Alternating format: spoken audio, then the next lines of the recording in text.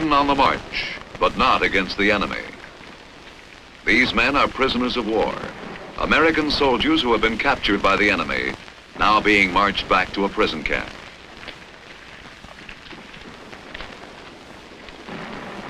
Not a pretty picture, not a pleasant subject to think about, but still our men do get captured through no fault of their own, in spite of all they can do to prevent it. And when they are captured, they end up in places like this, a prison camp, deep within enemy territory. Miles from nowhere, feeling lonely, depressed, and useless. Useless to themselves and to anyone else. But even when a man is captured, he needn't always end up here. And once he is here, he needn't always stay. Take Sergeant James J. Anderson, for instance. He's had opportunities to escape, some of them very good ones. But here he is. Why? Part of the reason is psychological. When a man is captured, he is usually in a state of shock. His fortunes have changed so rapidly that his mind cannot make the adjustment.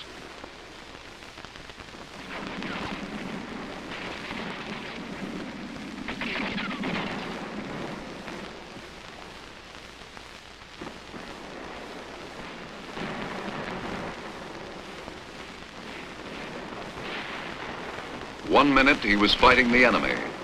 The next he is a prisoner. He is confused, bewildered, dejected, as Sergeant Anderson was. An unfortunate state of mind, because while a man is still here, close to the front lines, his chances for escape are better than they will ever be again. No matter how tired he may be, he is usually still in good physical condition. He is nearer to his own lines than he will be for a long time to come. He is not very well guarded. His guards were not trained to handle prisoners. They were trained for combat. Besides, there are not very many of them. In a frontline outfit, there is need for every man. Only a minimum number of soldiers can be spared to escort prisoners to the rear. Often, some of these guards are lightly wounded men who are being sent back to the rear area for treatment.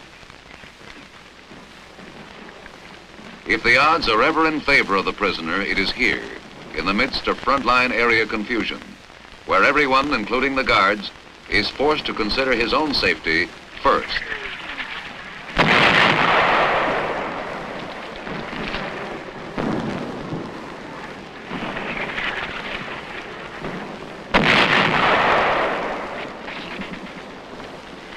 This is it, a tailor-made chance for escape. The man who is on his toes is ready to grab the first opportunity. The sooner the better. There may not be another as good for a long time.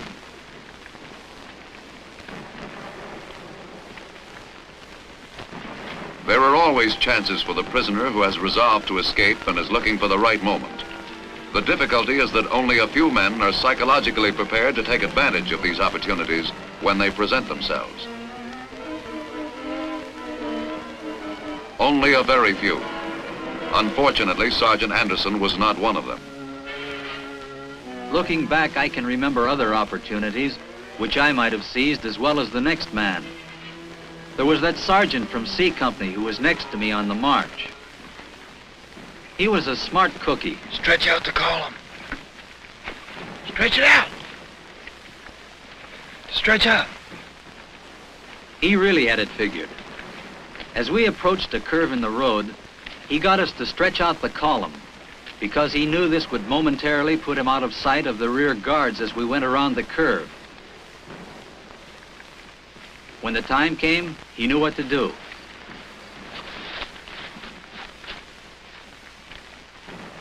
He was never missed. Then later in the day, there was that tough little private. He was another soldier who kept his eyes open and his mind working. He'd noticed that when trucks passed the column, they threw up a heavy cloud of dust.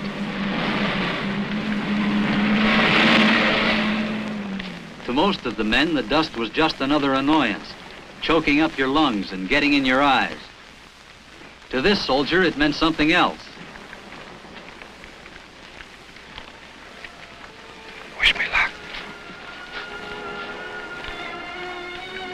Yeah, he took a chance. So did the others who got away. Sure, escape can be risky, but I found out that it's also risky to spend time in an enemy prison camp. You risk not only your body, but your mind. Escape becomes more and more important. I keep remembering the night we spent at the division enclosure. That was one of the best chances I ever had. We were still quite close to the front, and there wasn't much of a moon. The enclosure was just a field with some barbed wire around it, and there were only a couple of guards patrolling the outside. If only I'd been on my toes, I could have gotten away, just as easily as those two soldiers from Baker Company. They carefully timed the movements of the nearest guard and knew exactly how long it took him to walk his post.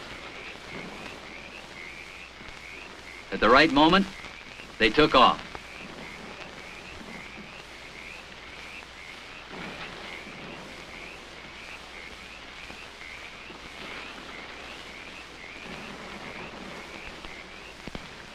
They were gone before the guard returned.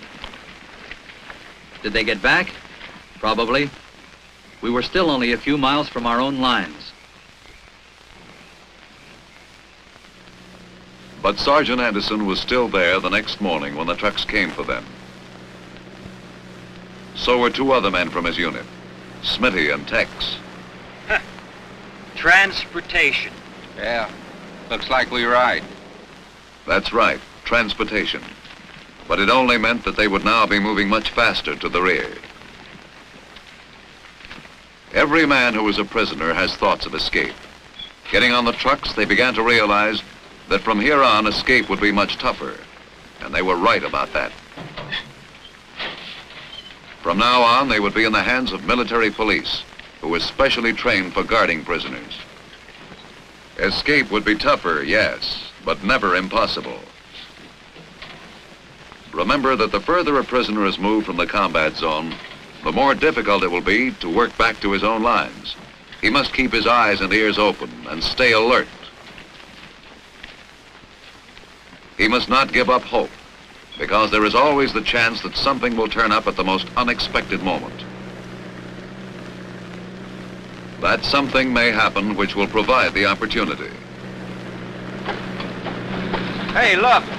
Airplane!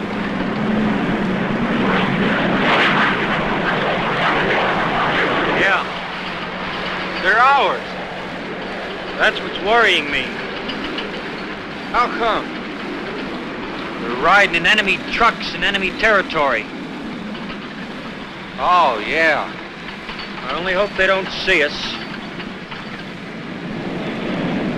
They do! Hey, airplane! Airplane!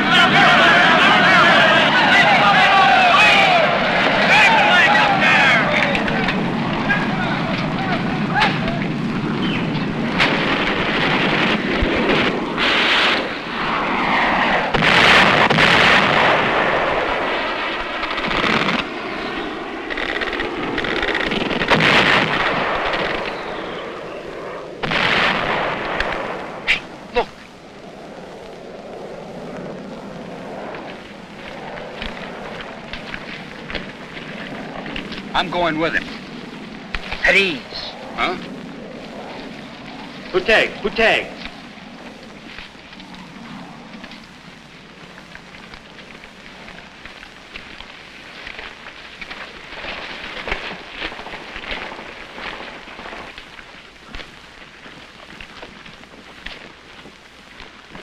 Most men have the initiative to escape. Nobody likes being a prisoner. It takes courage, of course, quick thinking and a little luck. But mostly it takes the will to escape.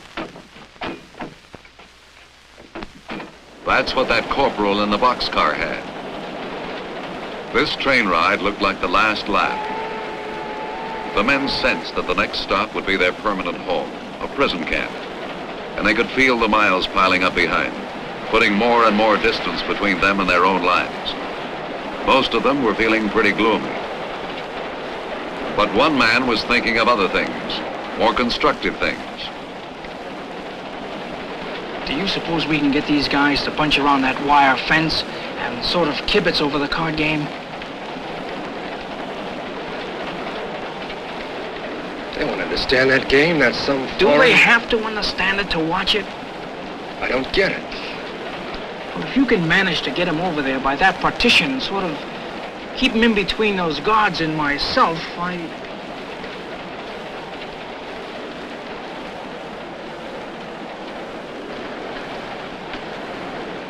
Okay. Say, let's watch the card game. I'm betting on the guy on the left.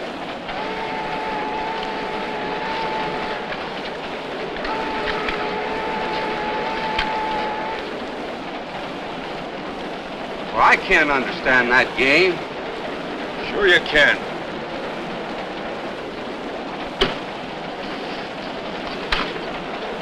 It's poker. Keyboard.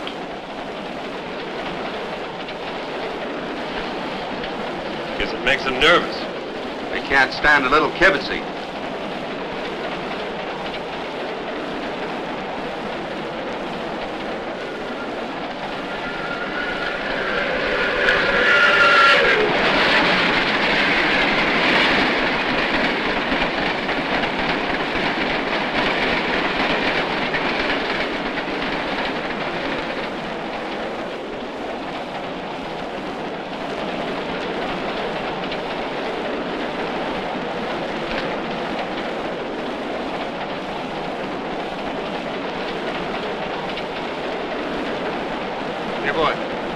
Say it, boy.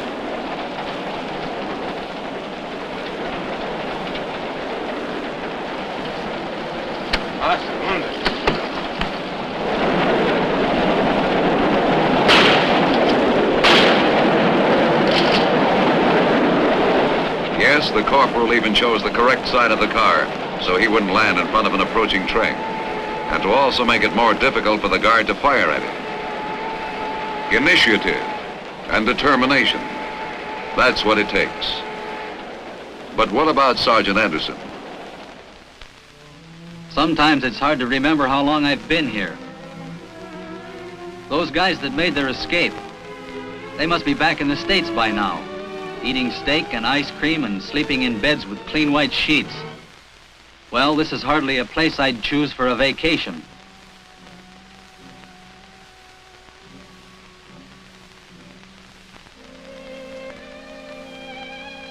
It's not exactly a pleasure resort. The accommodations leave something to be desired in the way of comfort. The food is bad and there isn't much of it. About the only thing a man has plenty of in this place is time. Time to think of all the people you haven't seen for months or years. Time to think of all the things you might be doing if only you were somewhere else. Time to rot if you don't watch yourself. Time to remember the guys who had guts enough to break out of this place.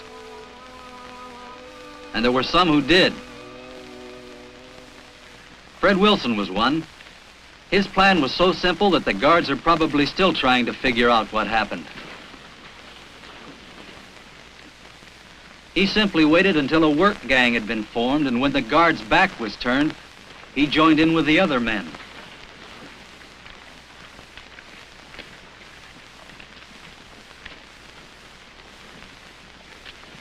He chose a day when the work detail was heavier than normal. And since he was not assigned to this detail, his name was not on the list.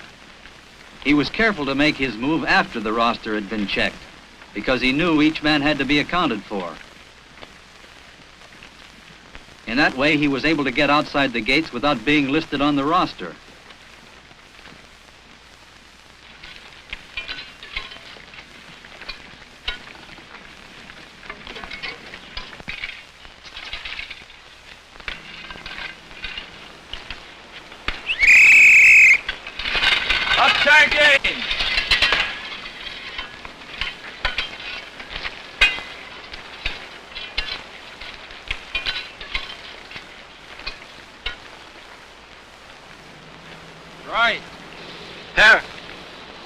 Adams. Here. Koloski. There. Smith. Here. Abrams. Here. Green. Here. White. Here. Williams. Here. Addy. Here. Swede.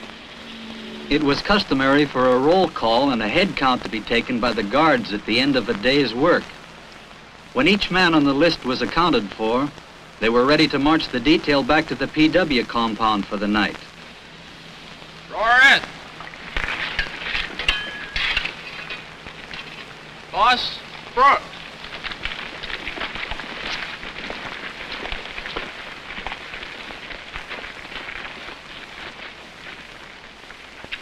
Since Wilson's name was not on the list, he was never missed.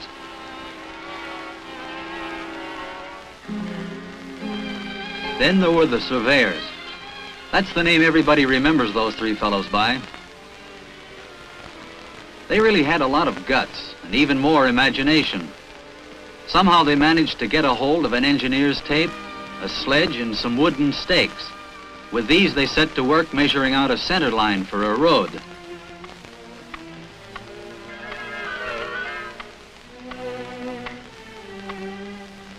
The guards assumed, of course, that they had been told to stake out the area, because they knew that prisoners never did any more work than they had to.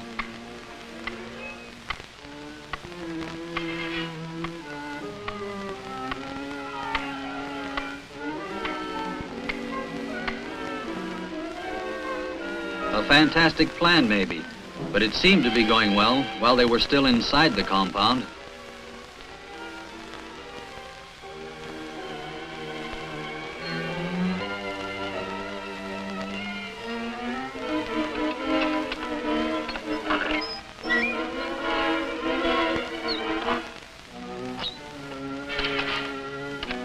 Even the guards at the gate were taken in.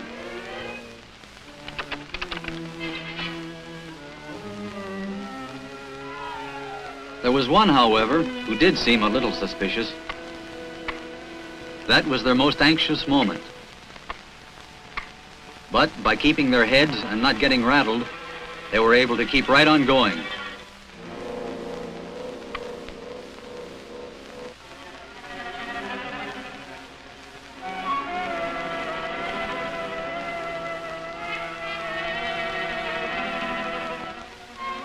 While they were sweating it out, the guards were joking about the prisoners asking them to work.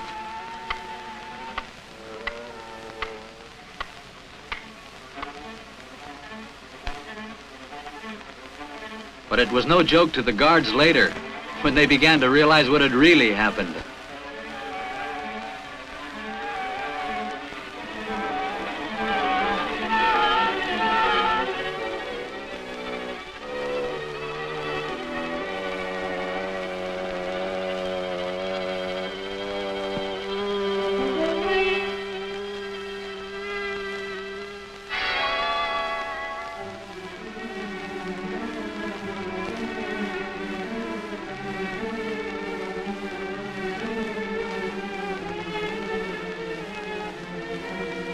Of course, these escapes had some repercussions. Yakut!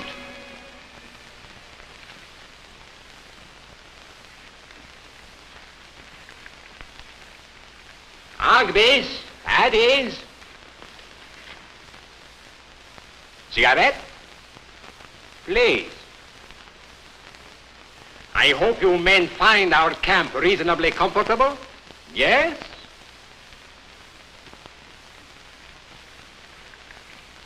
Yes? No. Step forward, please.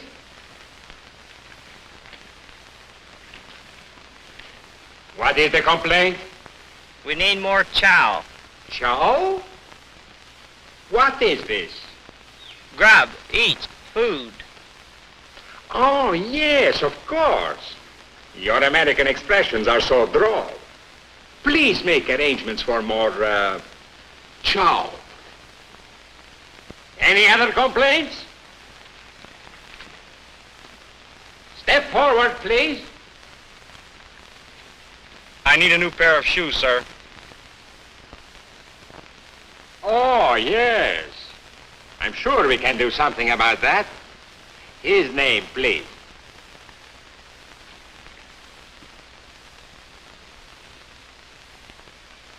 Yes?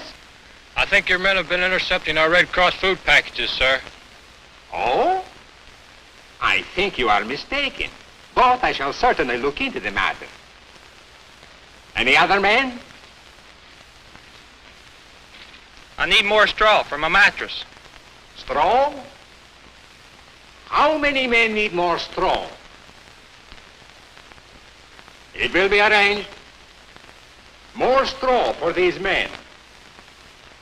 Now, men, I want you to do me a little favor.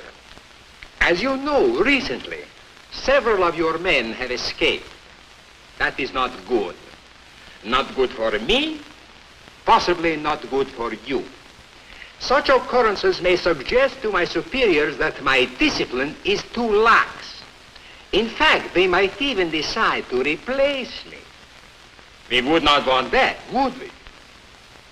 Now, all I want you men to do is to sign this paper giving me your word you will not attempt to escape. Come, step forward, please. You can't sign that. What is that? You can't sign that. It's a parole.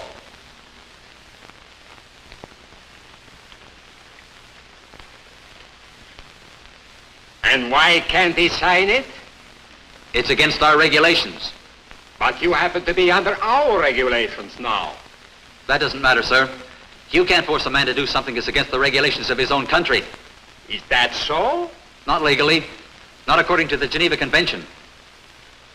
Oh, yes. The Geneva Convention. Very well. If that is how you choose to repay my kindness, we shall have to try other measures. These men who complain, you have their names? Yeah, Gruden. Place them in solitary confinement for 7 days. The charge, insubordination.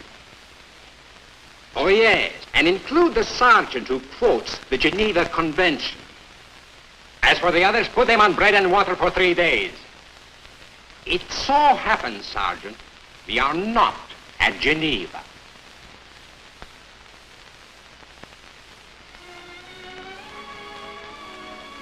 Perhaps it was the punishment, the cruelty and the rank injustice of it, which made me decide that I couldn't stay here any longer. I simply had to get out. All kinds of ideas were running through my mind. Then suddenly it clicked.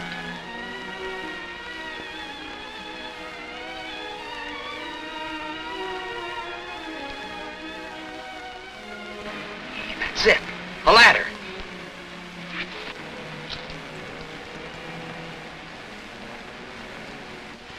And then I thought the ladder we used would be black. But the ladder to be used as a decoy should be light-colored, so the guards can spot it without any trouble. Yeah. Well, it's okay with the escape committee. Go ahead, Sarge. Thanks. Now, what we need is 2 short ladders and a plank. Say, I think I can get 1 ladder from the tool house. Okay, Tex. Smitty and I'll dig up some boards and make the other one.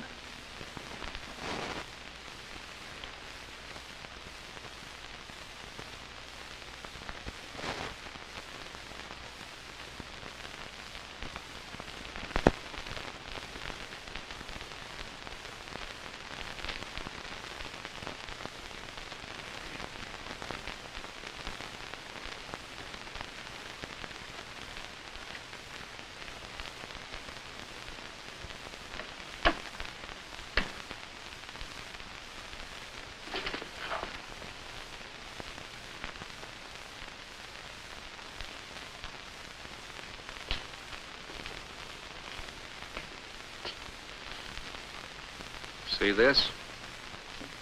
What is it? A key to the tool house. And there's a light-colored ladder there. Tex, you're a wizard.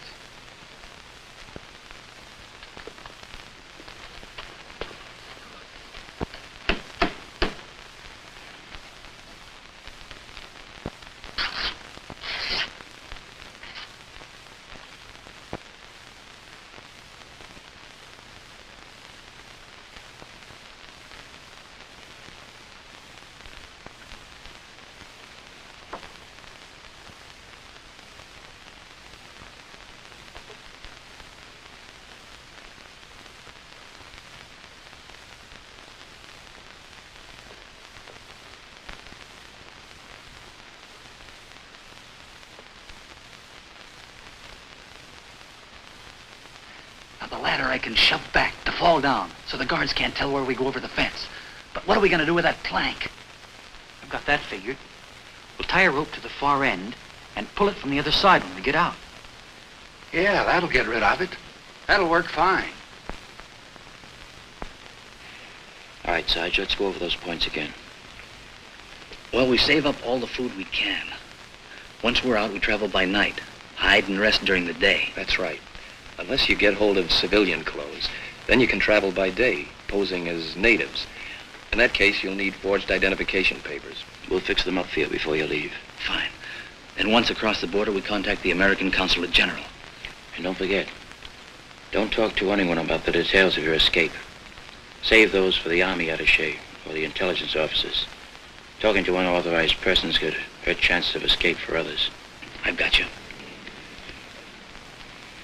Make sure you pass these things on to Tex and Smitty.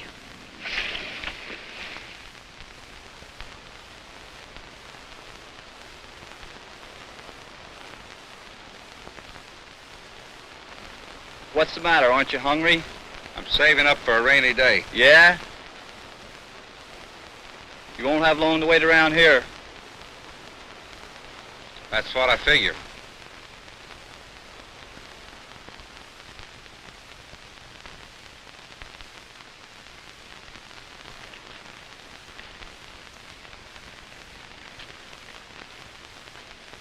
Now avoid this main road and this railroad. They're probably patrolled.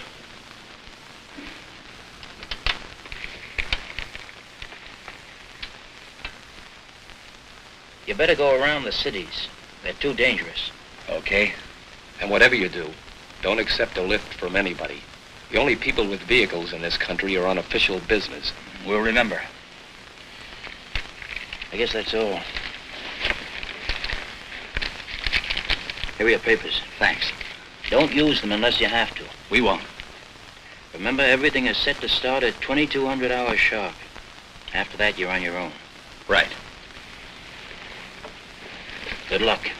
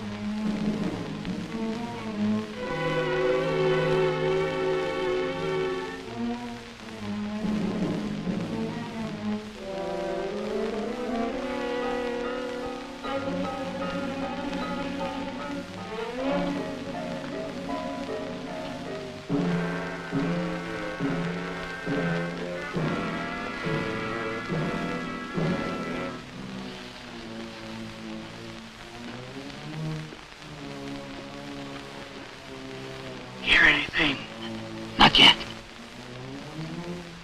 Where's Smitty?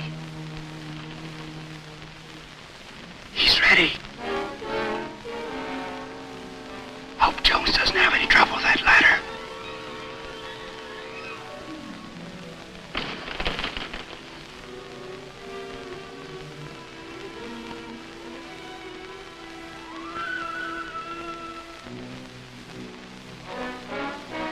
Jones? Yeah, let me in.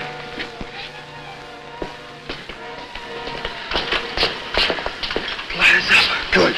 All right, you guys, let's have some noise. Hey, no!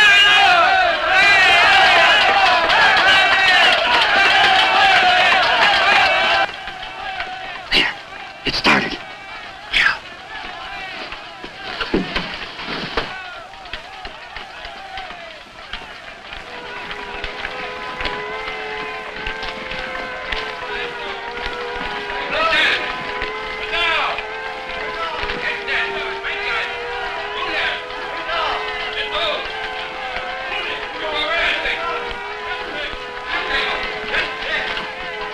Good.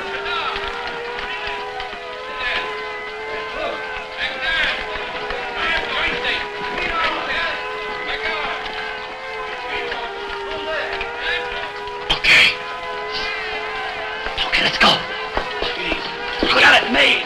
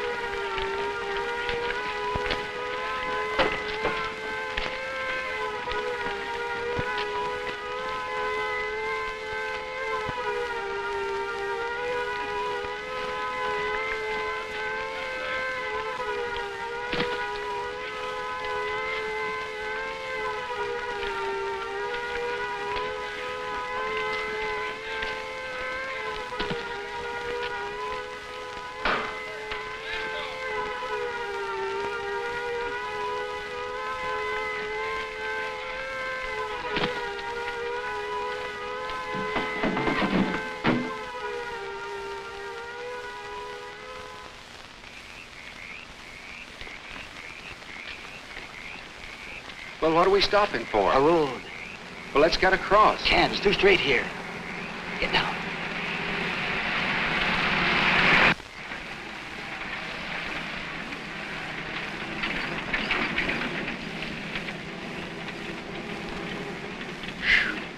I see what you mean. Those lights would have picked us up sure as shooting. There's a curve down here. Come on.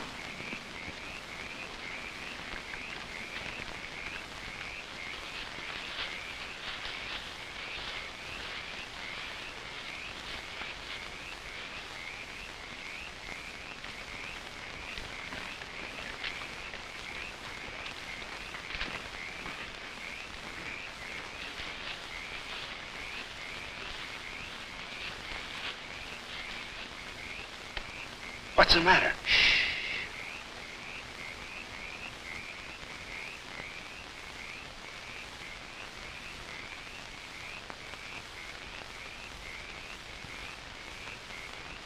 Do we have to cross those tracks? Yeah. We can make it if we crawl. Okay. One at a time.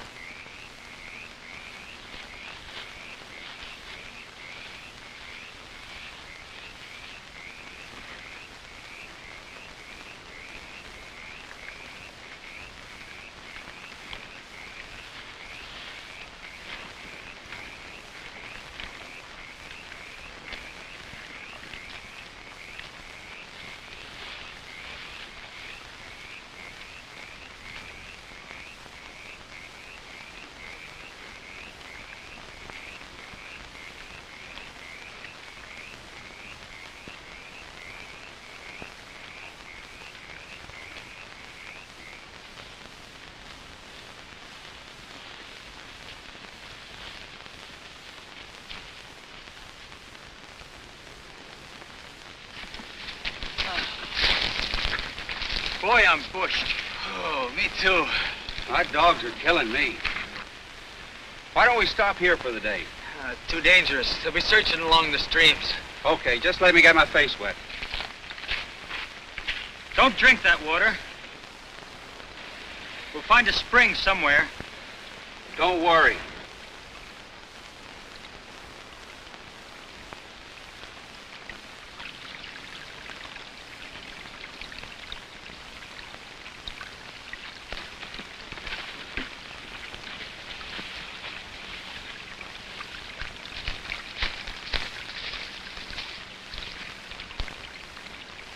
Hey, you guys.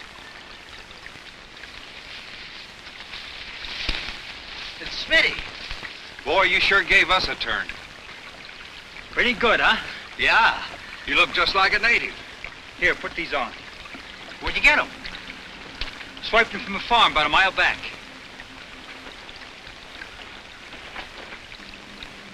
What happens if they catch us in these? You got your dog tags. Yeah, I got them. You got nothing to worry about. You got identification to prove you're a soldier. Here, let's have a last look at this map. Which way we head? Southeast. That's this way.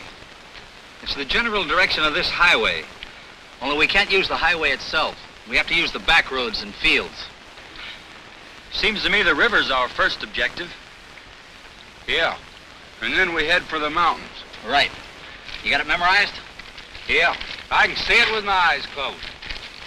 Hey, what are you doing? You guys are pretty touchy about maps that might show military information. We wouldn't want to be shot as spies, would we? Well, now that you mention it. That reminds me. Let's not go looking for trouble. We don't take any chances we don't have to take. Caution, that's our motto. We've only got one job ahead of us, and that's to get out of this country. Okay? Okay. Okay. One more thing, Tex. They don't chew gum around here. Huh? Oh.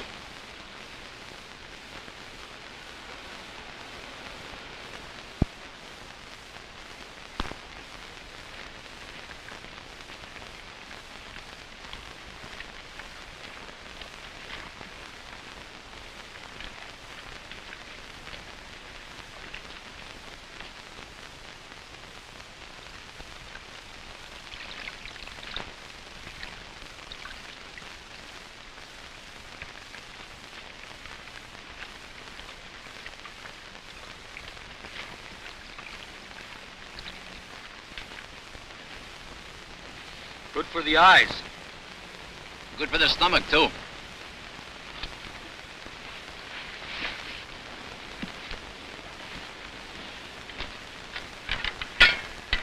Look what I got.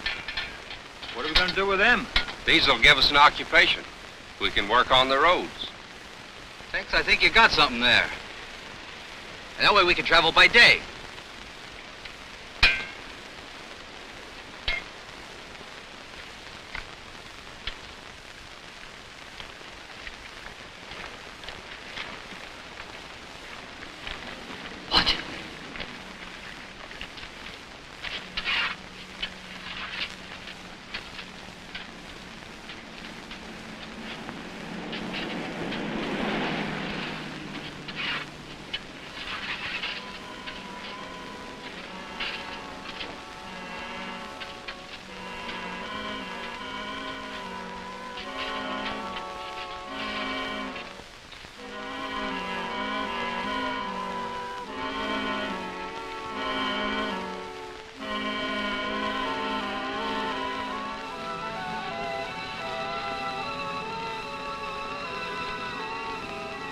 There it is, just across that open field. The border and freedom. But even with freedom in sight, anything can happen. This isn't the time to be over-anxious. Not now more than ever. Keep the odds in your favor. Wait for darkness and concealment.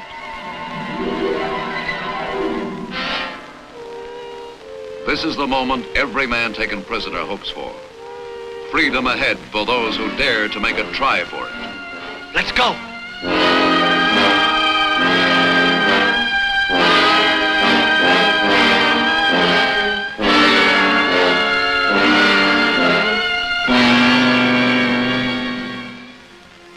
As a prisoner of war, a soldier is still a member of the Army fighting team. United States forces will make every effort to free him or to assist his escape. It is the duty of every soldier who has been captured to use the prisoner's most effective weapon, escape. Obey the orders of the senior military American present, commissioned or non-commissioned. Refuse to give more than name, rank, service number, and date of birth. Refuse to give parole. Refuse to cooperate for propaganda, broadcasts, signing of petitions, or other purposes inimical to the interests of the United States or of assistance to the enemy program. Live and act during his captivity so that there will be no doubt but that he held to his mission of fighting the enemy before and after capture. By planning and executing reasonable attempts to escape, the soldier may reach freedom. Even if his first attempts fail, they are never useless. Any well-planned escape or attempted escape requires the enemy to utilize additional troops both in guarding prisoners of war and in searching for those who have escaped. Escape can save you from years of prison misery. The escapes shown in this film are based on actual case histories taken from the files of the Department of the Army. Variations of the escape ideas shown here can be adapted to existing conditions and circumstances to ensure a successful escape. Treatment after capture will vary from sheer brutality to extreme leniency, depending upon the mood of the captors and the conditions, time, and place of capture. No attempt has been made in this film to depict the range of conditions that are likely to be encountered by the POW. A soldier is a fighting man, first and foremost, and remains so under all circumstances. If a soldier, despite his most valiant efforts, is captured, he never surrenders. He must continue to resist the enemy physically to the limit of his ability, and beyond that, he must continue to fight mentally. He is still a member of the United States Army. He is still bound by his duty and by the laws of his service and his country. He must give no more than his name, rank, service number, and date of birth. He must resist the enemy's questions and interrogations by every ruse and device he can contrive. He must defeat every plot of the enemy to break down his resistance. He must make every effort to escape. The duty of a United States soldier is unalterable: to fight and defeat the enemies of the United States of America, even though in so doing, he may have to give his life to keep faith with his country.